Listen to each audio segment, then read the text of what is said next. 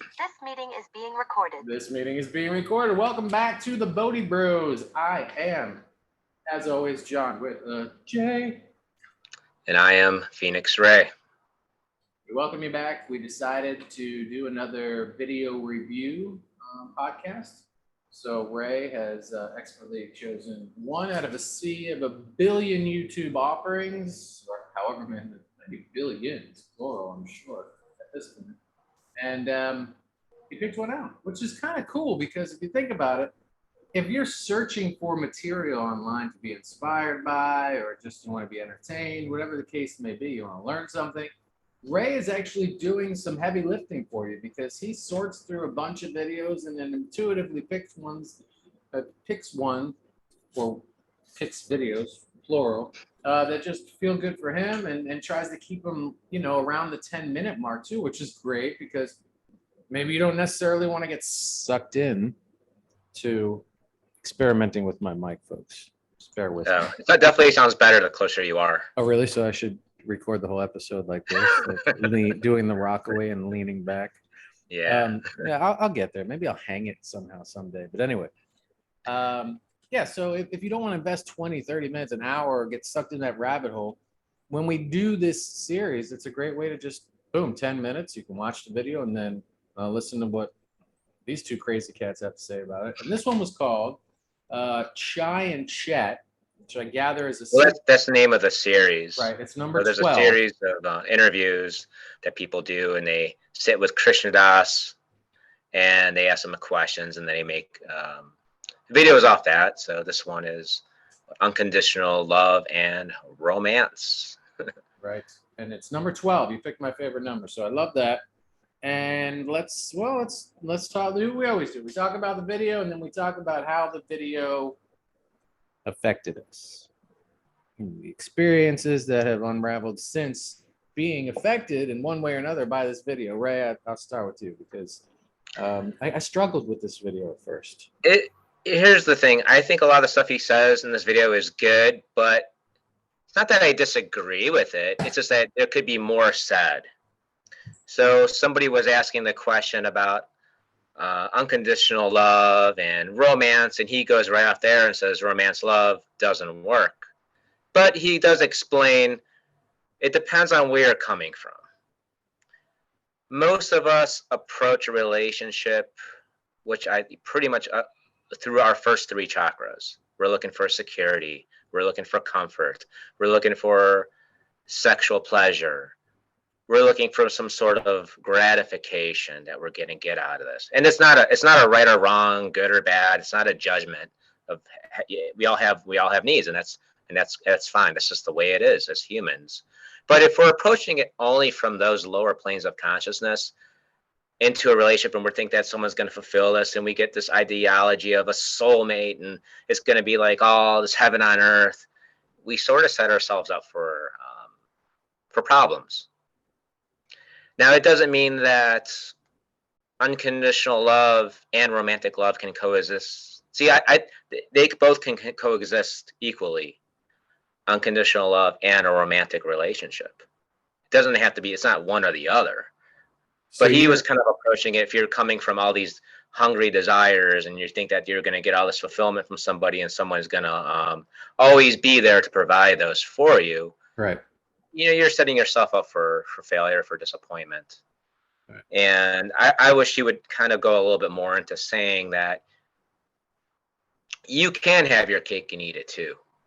I think you definitely can have that, but it does take work. It does take working on yourself. And it goes into that later in the video about going, the deeper you know yourself, the more available you are to yourself, the more available and the deeper you can have a relationship with someone else. You can meet somebody. It's kind of like you can only meet somebody at the depth in which you know yourself. Right. So he does kind of say that, but I wish he would have kind of just tie that in more with that instead of just being like, no, it doesn't work. Okay. Like next question. And yeah, that. It was a very truthful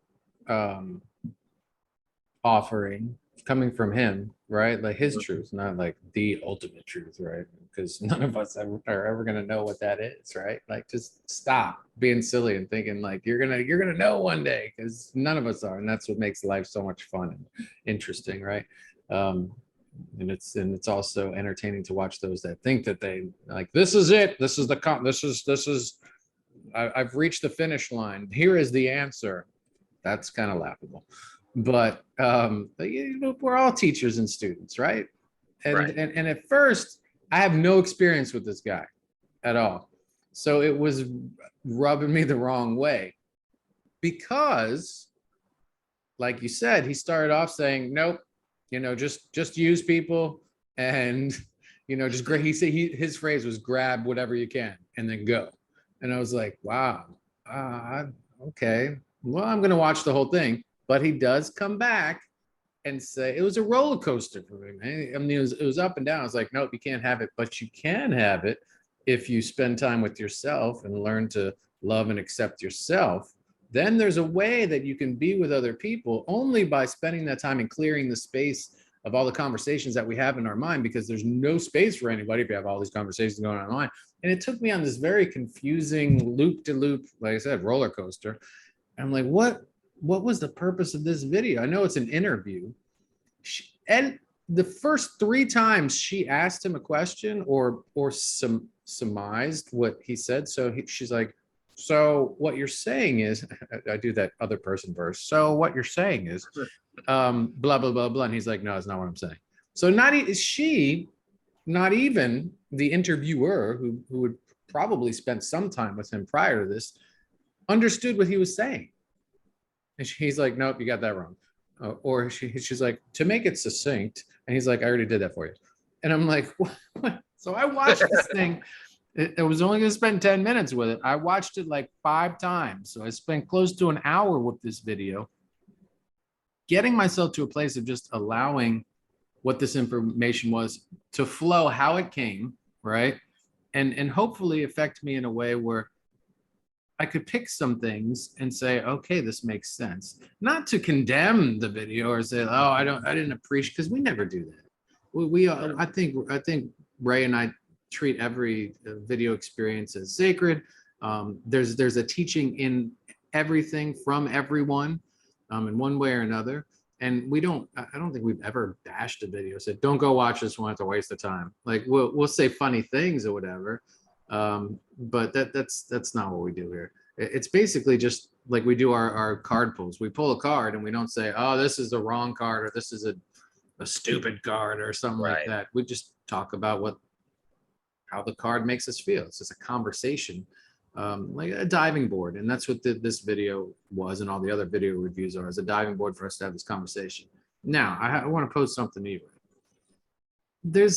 And this is what I was hoping, I had my own set of expectations for this relationship, was going to happen with this video, was they were going to address the debate, the controversy around, there's no such, some people are saying this, spiritual teachers and just people in general are saying there's no such thing as unconditional love, right? So I thought it was going to be unconditional love versus romantic love. And it wasn't that. It was because in the title it clearly says and, it does not say versus, right? So like, what is the difference, right? And can you have, and you already said you think you can you have both in a romantic relationship? Yeah. Yes. Why do you think so? So unconditional love means without condition. That means you love somebody regardless of what you get from them or what they give or not give you. Every single person that I have ever loved in my life, I still love. And that, despite being betrayed, cheated on, lied to, mistreated, abused, everyone that I've ever held in love, that love is still there. It doesn't mean that I need to have a close relationship with them or allow those people to mistreat me or abuse me again, because I also have love for myself. So that's a lot of time, that's what people are lacking, is that self-love. I'm not going to put myself in harm's way, but that love is still there. Doesn't mean I have an active relationship with them or I even talk to them, but that love is still there. So once you open yourself up to, I think what even the very beginning, he says love is what's truth. Love is who we really are. It's not something between two people. It's not you're trying to get something from somebody. So who I'm with now, I know that I will always love that person. I know that I will always love you, John. Yes. That love will always be there. There's nowhere else it can go. Because that love is always there, because I recognize who I am as love, and I recognize who you are as love. So there is no difference between there is no me and you on that level. Right. But because we're humans and we do have human needs, we a lot of times require a relationship to meet those needs, and there's nothing wrong with that. But if you're just basing your relationship of what I can get from another person, then that's where you get kind of out of sync, out of alignment, because now you're wanting that person to always constantly provide for you and always 100% be there, and it's not always going to work out that way. Things change in relationships. There's ups and downs, and maybe you're not meeting that person's needs, maybe that whatever those needs may be. And that's a lot of times, to a lot of people, that's what a relationship is meeting each other's needs in some certain way. And there's not saying there's anything wrong with that, as long as you know that's what it is.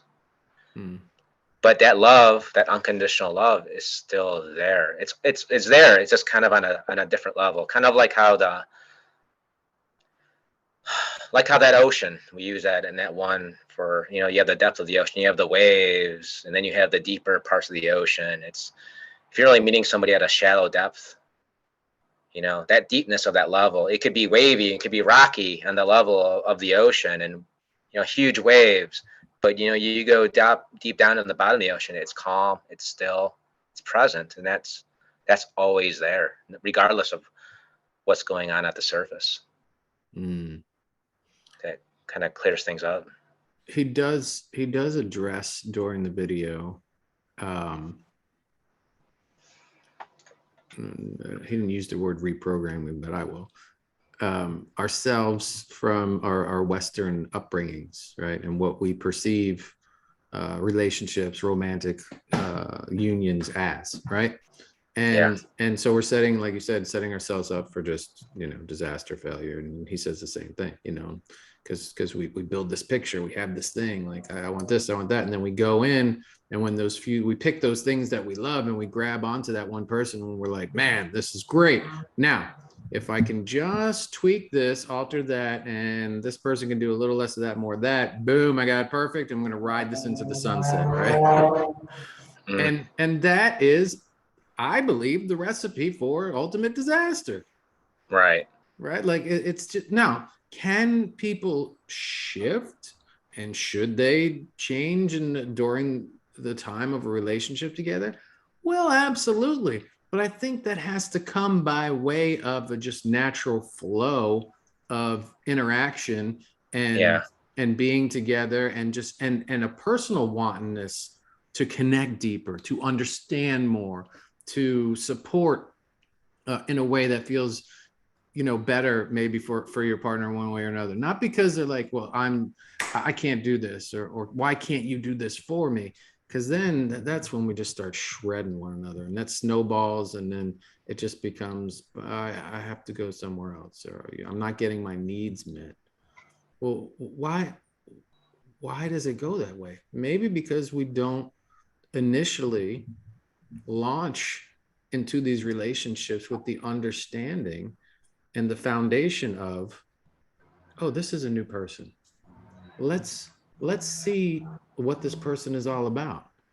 And if we decide, wow, I really am enjoying what this person is all about, I would like to expand upon this relationship and spend more time with them.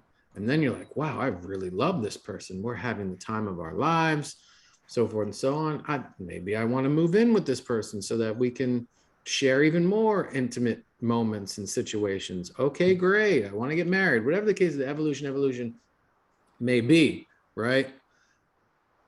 But the whole time, just enjoying that person and getting to know everything about that person, not offering unsolicited, oh, you know what you should do, unless he, she, or they ask you, hey, I'm stuck in this place or with this thing. Do you have any insight? And then offer that, advice, but not like, hey, you know what you should do, because then you're trying to serve, something that you need that's not being met, right? Right. And you're manipulating.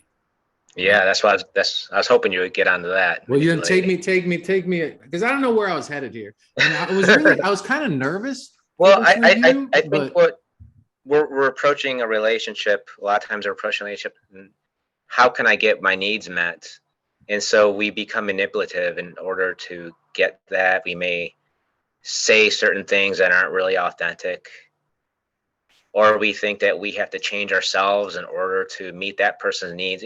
We're not giving freely out of the heart. It's not spontaneous because out of love. It's coming. It's transactional. I'll be good to that person. I'll watch the movies they want to watch because I know what's going to happen after that if I'm good.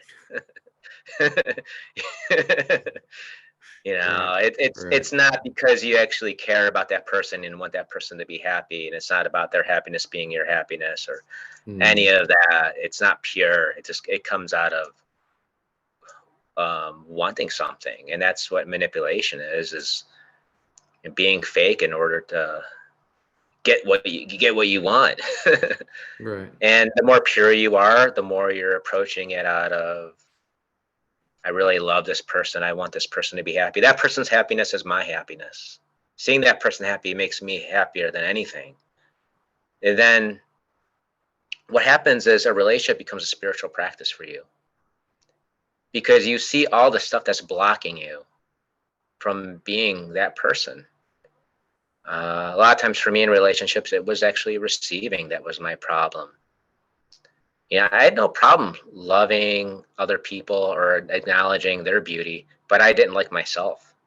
And because I didn't love myself, I couldn't accept that love from other people fully. I would always think like, yeah, I don't really, I wouldn't like that. I just like, no, I'm not lovable. I'm not that, I can't be that.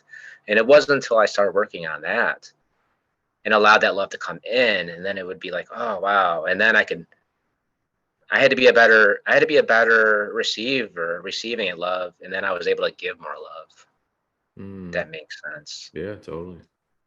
So a lot of that stuff, and a lot of times we approach relationships, we have traumas, we may have fear of abandonment. And that fear of abandonment will creep in a lot in my relationships. If I didn't get a text, or if someone's being short with me, that fear would always pop up. Like, oh my God, this person's going to leave me. This person forgot about me. I'm being neglected. Right. And so a relationship will bring all that stuff up. Nothing else will bring all that stuff up to the surface more than a relationship. Right. All that stuff that needs to be healed. So that relationship becomes a spiritual practice for you, and allowing that stuff, because you see how that stuff gets in the way of you loving the other person. And if you love that person so much and you want to make that person happy, then that kind of gives you the motivation to clean that stuff up within yourself. Because not only are you doing it for you, but you're doing it for the other person as well. Right. Because and he talked about, people projecting things upon him all the time. As soon as we start projecting our fears onto our partners, our romantic interests, et cetera, that's when we run into a world of shit, because that's never met well. Even if someone covers it up well, it's just never, because it's not a good exchange. That's something that we have to recognize as it comes up, as we're about to do it, and be vividly aware of it, and be like, don't go down that path, because that's not healthy for anybody.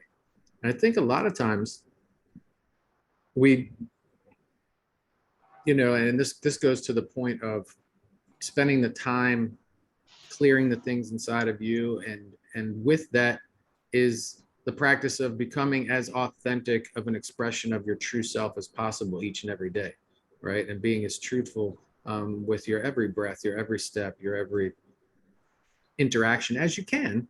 Again, because we're unprogramming ourselves from a lot of programming that made us tell little white lies or tweak little things and manipulate situations to help keep us safe, or whatever the case, or approved, or fill in the blank, right? So before we go into a relationship, or as we're preparing ourselves to allow for that to enter our lives, I think it's paramount maybe to not be putting on a show, right? Like, to show up as authentic as possible in the beginning, right? Like, wear the clothes you're always going to wear, like, like, I'm not saying show up ratty on a first date. I'm not saying that at all, Right. but like, just be who you are. You're not trying out, like don't embellish the resume, right? Like, just be you, and allow that person to see, as hard as it is to be vulnerable like that, especially with a new person, right? But I think Yeah. that the payoff would be insurmountable if you're able to show up totally as naked as possible. Now, folks, put clothes on your first date. You don't want to get arrested, right? But as naked as possible, and allow the dance to unfold in the most natural and unadulterated kind of way. And hopefully you've attracted someone that's willing to do the same, or they recognize that in you and feel a safe container, so to speak, that you're providing for them, because they identify that in you, and they're like, wow, he's really showing up raw. Well, I would. I think too, I noticed, like, for me, relationships and people have always shown up when I wasn't trying. Yeah, what's that all about? Why it was does just that like, happen? I think it's because we're open to it, and I think the other person responds like you were saying. You're not pushing anything. You don't have an agenda. You're almost in a state of surrender. You're like, yeah, like who I'm with now. I dated some people, and I was pretty much done. I was like, I'm kind of done with this dating thing. I think I'm done for the year. This was around fall of 2020, and I'm like, yeah, I've been through a lot. I went through a breakup, and then it's dated a couple girls after that, and just no, it was all just disappointment, and I was just kind of tired of being disappointment, and then I just kind of went in with this date with no expectations. I kind of expected not to work out. I was just kind of like, whatever, I don't care, and I'm not trying to get my needs met. I'm just gonna be there. I'm gonna be open. I'm gonna be authentic. I'm not trying to put on a show. I really don't care one way or another. If I'm not your guy, if you reject me, fine. I'm not trying to win anything. I'm just going to be myself, and I'm going to be open. I'm going to be in the moment, and with an open mind and loving heart, and just go with that. And what happened, Ray? Well, I ended up getting engaged. What? We were going to wait till the end of the episode, folks. But No. Ray, congratulations. Happened on New Year's, right? Right. Happened on New Year's. Yeah, it was. She didn't even see it coming. So. Nice. Way to knock her out. Yeah. Way to knock her. Oh, good. Yes. Way to knock her out with your authentic and unconditional love. Now let's go back to that. And folks, please leave comments or questions, because I feel like this is another episode we need to explore. Maybe.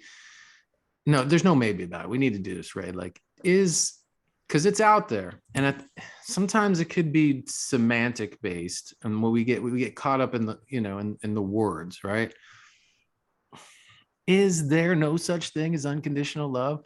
Because there's an argument, like I said at the beginning here. You'll say, okay, my dog, unconditional love, and I love my dog. No matter what my dog does, my dog shits on the floor. My dog just is lazy on the couch. Like, I love my dog. But you're expecting something from your dog. You're expecting your dog, when you feed your dog or whatever, to come and, like, rub on you, or when you get home from work, you expect you love the dog, but you love the dog because the dog does stuff for you. It fills this need. And that's the argument. But I don't know how I feel about that argument. Unconditional love 100% wholeheartedly exists. I love that you're saying this. Without a doubt in my mind. Without one doubt in my mind, it exists. I mean, I think that's part of what my experience was with Ram Dass, was him loving me, and that opening that up. And that's really what that experience brought out in me. And like I said, everybody that I've ever loved, that love is still there. Mhm. It's not about getting something.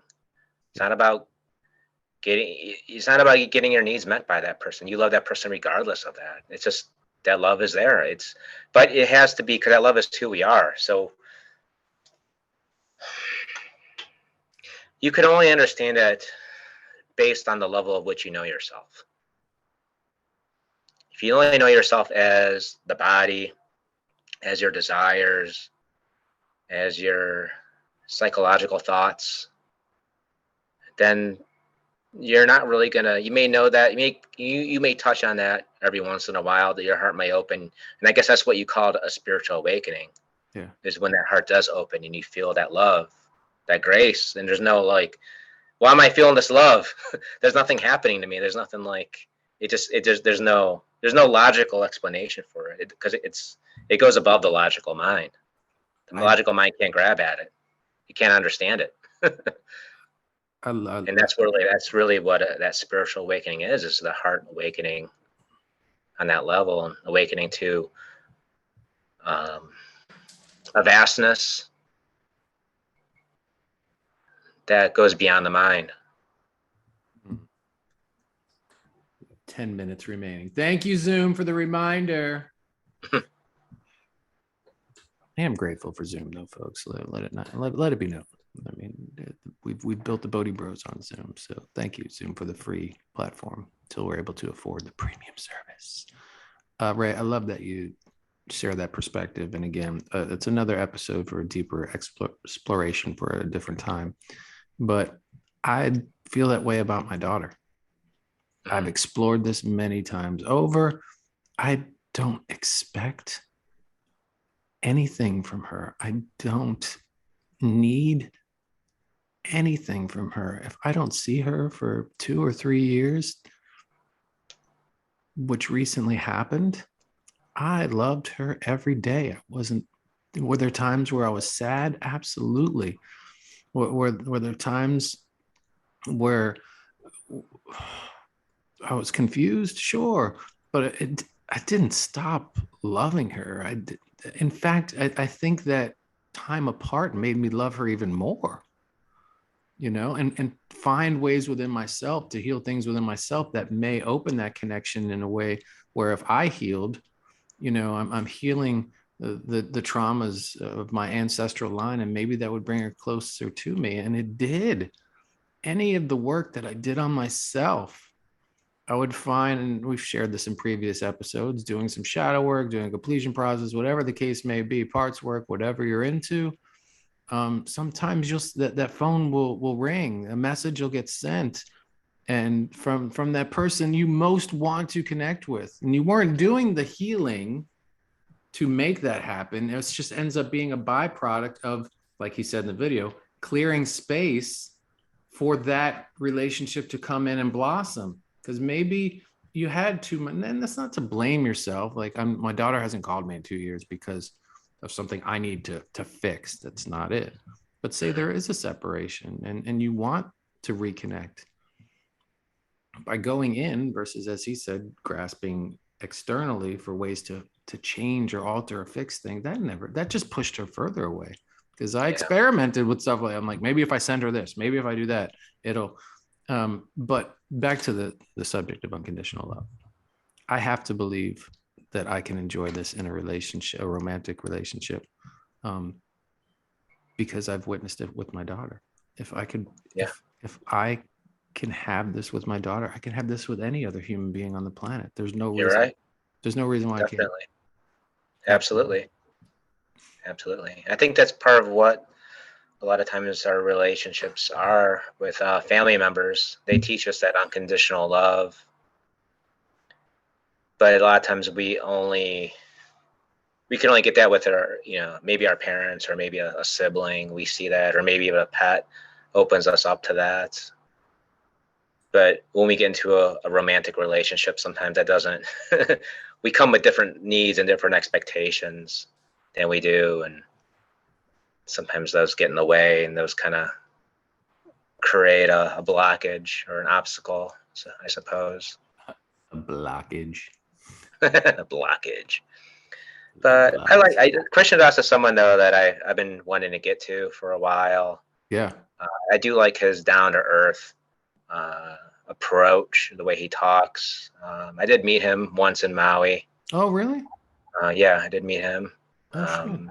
Took me a while to get into his music and the whole kirtan stuff. But I have no experience with him. I haven't. If I've heard one of his songs, I didn't know that I was. Yeah, listening. it took me a little bit to get into it, but I had some help.